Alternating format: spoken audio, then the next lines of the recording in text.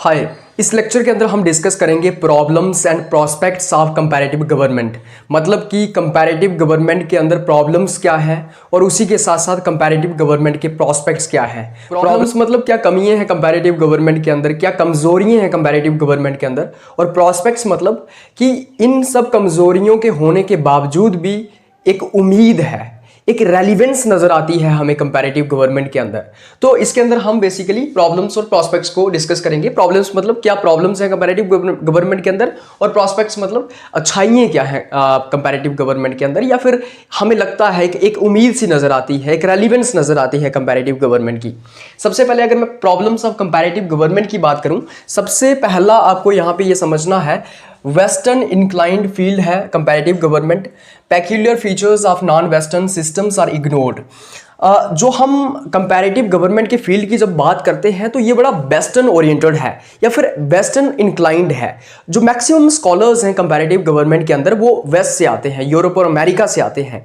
तो हमें देखने को मिलता है कि यहाँ पे वेस्ट को या फिर वेस्ट के पॉलिटिकल सिस्टम्स को ही सबसे बेहतर माना जाता है, उनको मॉडल पॉलिटिकल सिस्टम्स माना जाता है। जैसे कि अगर मैं वेस्ट की बात करूं, मतलब यूरोप और अमेरिका की बात करूं, तो वहां पे कहा जाता है कि यूरोप और अमेरिका के अंदर जो पॉलिटिकल सिस्टम्स हैं, वहां पे जो पॉलिटिकल प्रोसेस है वो सबसे बढ़िया है, और बाकी जो एशिया, अफ्रीका और लैटिन अमेरिका की कंट्रीज हैं वहां पे जो पॉलिटिकल सिस्टम और प्रोसेस हैं वो अच्छे नहीं है। तो एक तरीके की बायसनेस हमें नजर आती है इस अप्रोच के अंदर, मतलब इस फील्ड के अंदर हमें एक तरीके की बायसनेस नजर आती है। ये कहा जाता है कि वेस्ट के अंदर डेमोक्रेसी है, लेकिन जिन कंट्रीज के अंदर डेमोक्रेसी नहीं है वहां पे बुरी हालत है। उन कंट्रीज को जो है वो एक बायस अप्रोच से देखा जाता है, एक बायस नजर से देखा जाता है। लेकिन हम ये भूल जाते हैं कि एक कंट्री का पॉलिटिकल सिस्टम जो है उस कंट्री के जो सोशियो इकोनॉमिक फैक्टर्स हैं, या फिर उस कंट्री की जो हिस्ट्री है, वहाँ का जो कल्चर है, उससे शेप होता है। किसी कंट्री में डेमोक्रेसी फिट होती है, किसी कंट्री में डेमोक्रेसी फिट नहीं होती है। तो ये कहना कि हमारे देश में डेमोक्रेसी है इसलिए हम सबसे बेहतर हैं और तुम्हारे देश में डेमोक्रेसी नहीं है इसलिए तुम बेस्ट नहीं हो, इसलिए तुम बेहतर नहीं हो, तो ये एक गलत अप्रोच है। लेकिन यही अप्रोच यहाँ पे इस्तेमाल की जाती है। यहाँ पे जो वेस्टर्न पॉलिटिकल सिस्टम्स हैं उनको मॉडल की तरह देखा जाता है, उनको सबसे बढ़िया तरीके से देखा जाता है। वहाँ का पॉलिसी मेकिंग सबसे बेस्ट, वहाँ का पॉलिटिकल सिस्टम सबसे बेस्ट, वहाँ का लेजिस्लेचर सबसे बेस्ट, वहाँ का जुडिशरी सबसे बेस्ट। लेकिन जो बाकी कंट्रीज हैं उनके लेजिस्लेचर, जुडिशरी को, पॉलिटिकल सिस्टम को क्रिटिसाइज किया जाता है, या फिर एक बायस अप्रोच या फिर एक बायस निगाह से उनको देखा जाता है। तो ये एक प्रॉब्लम है कि जो पेक्यूलियर फीचर्स है ना नॉन वेस्टर्न कंट्रीज के, उनको इग्नोर कर दिया जाता है। भाई अगर चाइना में क्या बोलते डेमोक्रेसी नहीं है तो उनकी अपनी पेक्यूलियर कंडीशंस हैं उस देश की, सोशियो इकोनॉमिक फैक्टर्स हैं उस देश के, हिस्ट्री है उस देश की। या फिर अगर अरब की कंट्रीज के अंदर, अगर मिडिल ईस्ट की कंट्रीज के अंदर डेमोक्रेसी नहीं है तो उनका अपना कल्चर है, शायद डेमोक्रेसी के साथ वो फिट नहीं बैठते होंगे। या फिर अगर किसी कंट्री के अंदर फेडरलिज्म नहीं है तो हो सकता है कि उस कंट्री के अंदर नहीं सूट करता हो फेडरलिज्म, तो तुम जबरदस्ती इंपोज करने की बात क्यों कर रहे हो? तुम इस निगाह से क्यों देख रहे हो कि जिस कंट्री के अंदर वेस्टर्न पॉलिटिकल सिस्टम की तरह फीचर्स नहीं है वो कंट्री जो है वो बेस्ट नहीं है? तो एक तरीके का ये वेस्टर्न इंक्लिनेशन हमें देखने को मिलता है कंपैरेटिव गवर्नमेंट के अंदर, कि कंपैरेटिव गवर्नमेंट के अंदर जो स्कॉलर्स हैं वो लार्जली नॉन वेस्टर्न कंट्रीज से आते हैं, लेकिन वो नॉन वेस्टर्न पॉलिटिकल सिस्टम्स को जो है वो इग्नोर करते हैं, या फिर नॉन वेस्टर्न सिस्टम्स को, पॉलिटिकल सिस्टम्स को एक बायस नजर से देखते हैं। There are different cultures, norms, traditions and contextual differences prevalent in different societies. It is not feasible to take into account all such differences and complexities. अब क्या होता है कि अलग अलग सोसाइटीज़ के अंदर अलग अलग सिस्टम होता है, अलग अलग सोसाइटीज़ के अंदर अलग अलग कल्चर्स हैं, नॉर्म्स हैं, वैल्यूज़ हैं, उसी के साथ साथ ट्रेडिशंस हैं, कॉन्टेक्चुअल डिफरेंसेस हैं, और इन सभी चीज़ों को कंसिडरेशन में लेना बहुत मुश्किल है, मतलब पॉसिबल नहीं है। मतलब भारत के अंदर रेवोल्यूशन क्यों हुआ? तो भारत के अंदर रेवोल्यूशन होने के कोई और कारण हो सकते हैं, अमेरिका के अंदर रेवोल्यूशन होने के कोई और कारण हो सकते हैं। तो इन सब चीजों को तुम कंसीडरेशन में नहीं ले सकते हो। मतलब कि हर एक कंट्री के अंदर अपना नॉर्म्स है, उनके अपनी वैल्यूज है, अपना कल्चर है, अपना ट्रेडिशन है, अपनी हिस्ट्री है, अपना ज्योग्राफिकल क्या बोलते कॉन्टेक्स्ट है, उनका अपनी टोपोग्राफी है उनकी। अपना रीजन है उनका, तो वहां का पॉलिटिकल सिस्टम किस तरीके से शेप होगा, उनकी नॉर्म्स, वैल्यूज, कल्चर, उसी के साथ हिस्ट्री के ऊपर डिपेंड करता है। बाकी कंट्रीज का कैसे होगा, उसकी हिस्ट्री, नॉर्म्स, वैल्यूज के ऊपर फोकस करता है। तो कई सारी चीजें हैं, इनको तुम कंसिडरेशन में लेना तुम्हारे लिए मुश्किल है, ये एक प्रॉब्लम है इसके अंदर। More focus on importance to formal institutions and less on informal. Comparative government के अंदर ज़्यादा फोकस फॉर्मल इंस्टीट्यूशंस के ऊपर ही किया जाता है। मतलब कि आप फॉर्मल इंस्टीट्यूशंस जो हैं गवर्नमेंट के, उसके ऊपर ज़्यादा फोकस कर रहे हो, उनको आप स्टडी कर रहे हो, लेजिस्लेचर, जुडिशरी, एग्जीक्यूटिव को तुम स्टडी कर रहे हो। लेकिन नॉन फॉर्मल इंस्टीट्यूशंस के ऊपर कम फोकस किया जाता है या फिर उनको इग्नोर कर दिया जाता है। लेकिन हमें ये समझना होगा कि नॉन फॉर्मल इंस्टीट्यूशंस जो हैं या फिर इनफॉर्मल इंस्टीट्यूशंस जो हैं, वो भी काफ़ी ज़्यादा रोल प्ले करते हैं पॉलिटिकल प्रोसेस को शेप करने में, पॉलिटिक्स को इन्फ्लुएंस करने में या पॉलिटिकल सिस्टम को इन्फ्लुएंस करने में। एक देश की इकोनॉमी, एक देश की सोसाइटी, एक देश का कल्चर, एक देश की नॉर्म्स, वैल्यूज, एक देश की डाइवर्सिटी, एक देश की हिस्ट्री, ये सब चीज़ें भी पॉलिटिकल सिस्टम और पॉलिटिकल प्रोसेस के ऊपर या फिर पॉलिसी मेकिंग के ऊपर जो है वो इन्फ्लुएंस डालती है। लेकिन इन चीज़ों के ऊपर कम फोकस किया जाता है। Lack of focus on evolving political systems. अब जो इवॉल्विंग पॉलिटिकल सिस्टम्स हैं, जो इवॉल्विंग नेचर है पॉलिटिकल सिस्टम का, जो समय के हिसाब से पॉलिटिकल सिस्टम के अंदर बदलाव हो रहे हैं, उसके ऊपर कम फोकस किया जाता है। Authentication of data. अब हम कैसे स्टडीज़ करते हैं कंपैरेटिव गवर्नमेंट के अंदर। मान लो हम भारत के पार्लियामेंट की और अमेरिका के लेजिस्लेचर मतलब कांग्रेस की अगर हम स्टडी कर रहे हैं कंपैरेटिव तरीके से, तो मान लो मैं भारत में बैठा हुआ हूँ, भारत में मैं बैठा हुआ हूँ, मैं अमेरिका का कांग्रेस और अमेरिका का जो लेजिस्लेचर है उसकी स्टडी कर रहा हूँ। मैं कैसे स्टडी करूँगा? मैं क्या बोलते ऑनलाइन जो है वो कुछ वेबसाइट से डेटा उठाऊँगा, मैं जो है वो आर्टिफिशियल इंटेलिजेंस का यूज़ करके या फिर मैं ऑनलाइन मीडियम्स का यूज़ करके, मैं गूगल का इस्तेमाल करके, विकीपीडिया का इस्तेमाल करके जो है वो डेटा कलेक्ट करने की कोशिश करूँगा। अब क्या वो डेटा सही है या गलत है? क्या वो ऑथेंटिक है डेटा या ऑथेंटिक नहीं है? क्या ऐसा तो नहीं है कि अमेरिका की सरकार ने कुछ डेटा जो है वो छुपा के रखा हुआ है? तो ऑथेंटिकेशन ऑफ डेटा के ऊपर क्वेश्चन मार्क्स यहां पे खड़े हो जाते हैं कि जिस डेटा को तुम शामिल कर रहे हो अपनी स्टडीज के अंदर, वो डेटा क्या ऑथेंटिक डेटा है? क्या क्रेडिबिलिटी है उस डेटा की?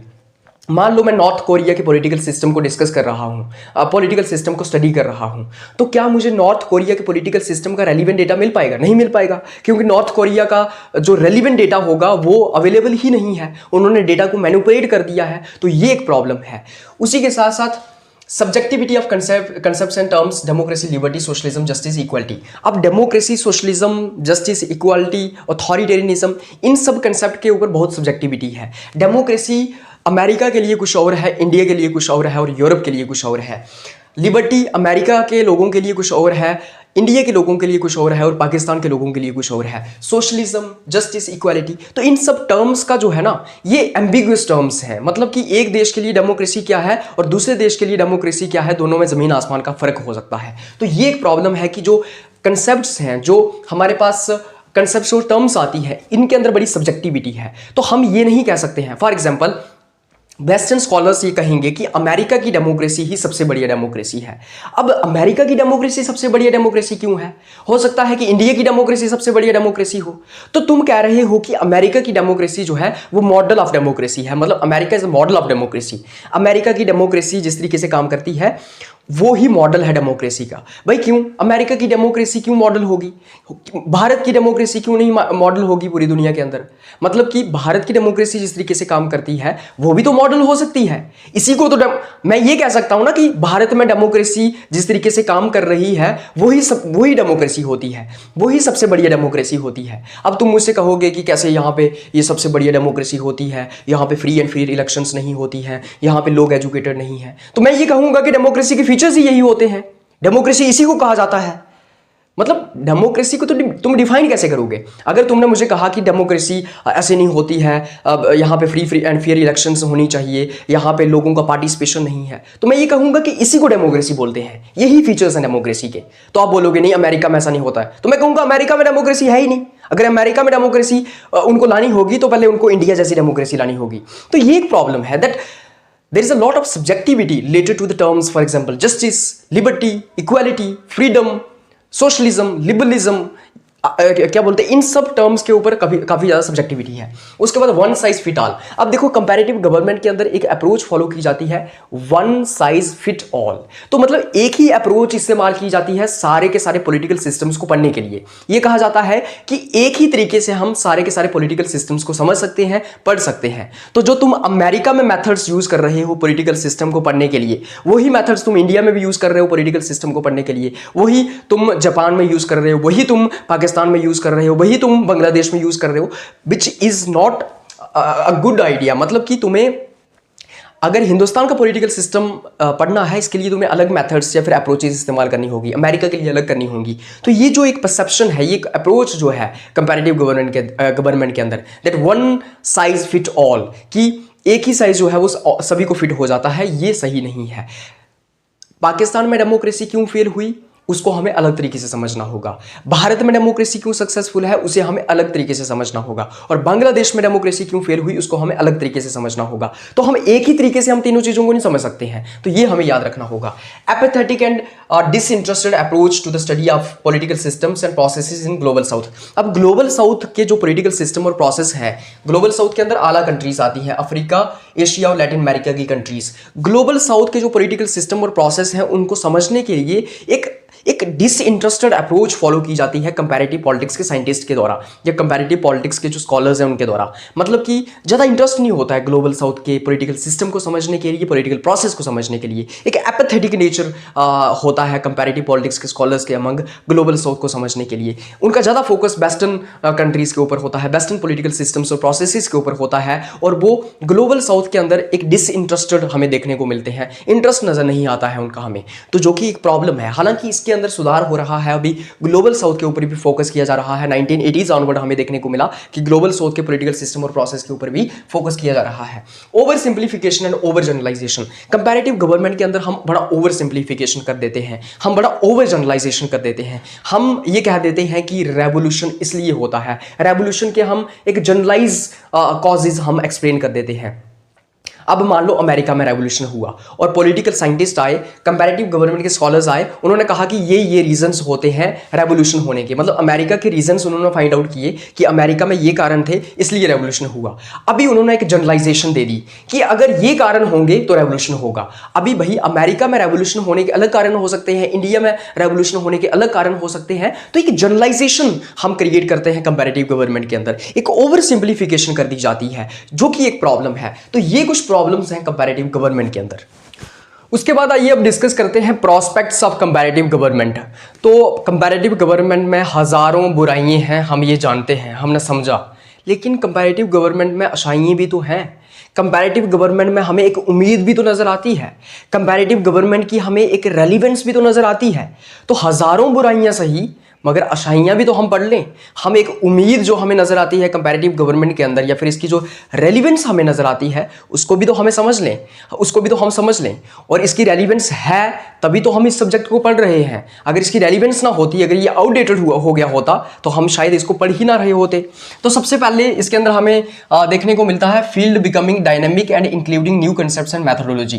तो ये जो प्रॉब्लम्स थी कंपैरेटिव गवर्नमेंट के अंदर, उन प्रॉब्लम्स को दूर करने की कोशिश की जा रही है। ये कंपैरेटिव गवर्नमेंट का जो फील्ड है बड़ा डायनेमिक हो रहा है, इसके अंदर नए कंसेप्ट्स और मैथोडोलॉजी को इस्तेमाल किया जा रहा है। ये पहले नॉर्मेटिव हुआ करता था, लेकिन अब इसके अंदर इंपीरिकल मेथड्स का इस्तेमाल किया जा रहा है, अब इसके अंदर साइंटिफिक मेथड्स का इस्तेमाल किया जा रहा है। तो जो इसके अंदर प्रॉब्लम्स हुआ करती थी उनको दूर किया जा रहा है। इसके अंदर जो है वो अलग अलग कंसेप्ट्स और मैथोडोलॉजी का इस्तेमाल किया जा रहा है। इनफॉर्मल इंस्टीट्यूशंस को भी यहाँ पे पढ़ा जा रहा है, यहाँ पे पॉलिटिकल कल्चर को समझा जा रहा है, पॉलिटिकल सोशलाइजेशन को समझा जा रहा है, पॉलिटिक्स के ऊपर इकोनॉमी का क्या रोल होता है उसको समझा जा रहा है, सोसाइटी का क्या रोल है उसको समझा जा रहा है। तभी तो कंपैरेटिव गवर्नमेंट के अंदर पॉलिटिकल इकोनॉमी जैसी अप्रोचेस इमर्ज होके आई, तभी तो कंपैरेटिव गवर्नमेंट के अंदर पॉलिटिकल सोशियोलॉजी जैसी अप्रोचेस इमर्ज होके आई, इंटरप्रेटिव अप्रोचेस इमर्ज होके आई, उसी के साथ साथ structural functional approach, system approach, ये सब अप्रोचेस उभर करके आई। तो नए कंसेप्ट्स और मेथड्स को भी शामिल किया जा रहा है कंपैरेटिव गवर्नमेंट के अंदर। उसके बाद use of technology in data collection compilation which aids credibility and authenticity. मतलब कि अब क्या हो रहा है, हम देख रहे हैं कंपैरेटिव गवर्नमेंट के अंदर टेक्नोलॉजी का इस्तेमाल किया जा रहा है और टेक्नोलॉजी के थ्रू जो है वो डेटा को कलेक्ट किया जा रहा है, कंपिलेशन की जा रही है उससे। इससे क्या होता है कि हमें एक ऑथेंटिसिटी देखने को मिलती है, क्रेडिबिलिटी बढ़ जाती है डेटा की। पहले मैनुअल तरीके से डेटा को कलेक्ट किया जाता था, कंपिलेशन किया जाता था, जिसमें कई सारे एरर्स होते थे। मतलब कि जब इंसान खुद कलेक्ट कर रहा है डेटा को तो बहुत सारी प्रॉब्लम्स थी, कई सारे हमें एरर्स उसमें देखने को मिलते थे। लेकिन जब से टेक्नोलॉजी आई है, टेक्नोलॉजी ने काम आसान किया है, टेक्नोलॉजी ने डेटा को और जो है वो ऑथेंटिक करने की कोशिश की है, उसकी कंपाइलेशन ईजी कर दी है। आज हमें अलग अलग कंट्रीज का डेटा जो है वो इंटरनेट पे आसानी से मिल जाता है। पहले हमें प्रॉब्लम थी, पहले हमें डेटा मिलता ही नहीं था, तो इससे हम क्या कर देते थे, एक जनरलाइजेशन क्रिएट कर देते थे। हमें डेटा नहीं मिला है लेकिन हमने फिर ऐसे हवा में हम बातें करते थे। लेकिन अभी हमारे पास टेक्नोलॉजी का हम इस्तेमाल कर रहे हैं कलेक्शन और कंपिलेशन ऑफ डेटा में, जिससे कि क्रेडिबिलिटी और ऑथेंटिसिटी बढ़ रही है डेटा की। इंटरडिसिप्लिनरी अप्रोच ये हो गई है, मतलब कि इसको हमने इंटरडिसिप्लिनरी कर दिया है। हम इकोनॉमी जैसे एस्पेक्ट्स को शामिल कर रहे हैं, हम बाकी सब्जेक्ट्स को भी शामिल कर रहे हैं पॉलिटिक्स को समझने के लिए, पॉलिटिकल सिस्टम को समझने के लिए, किस तरीके से सोसाइटी, सोशोलॉजी, फिलॉसफी, उसी के साथ साथ इकोनॉमिक्स, ये कैसे पॉलिटिकल सिस्टम के ऊपर इन्फ्लुएंस डालती हैं, इसको हम समझ रहे हैं। तो हम इंटरडिसिप्लिनरी अप्रोच को अडॉप्ट कर रहे हैं। Started taking crucial and sensitive issues to its subject matter. हमने कई सारे सेंसिटिव और क्रूशियल जो ग्लोबल इश्यूज हैं उनको भी हमने इसके सब्जेक्ट मैटर में शामिल कर दिया है।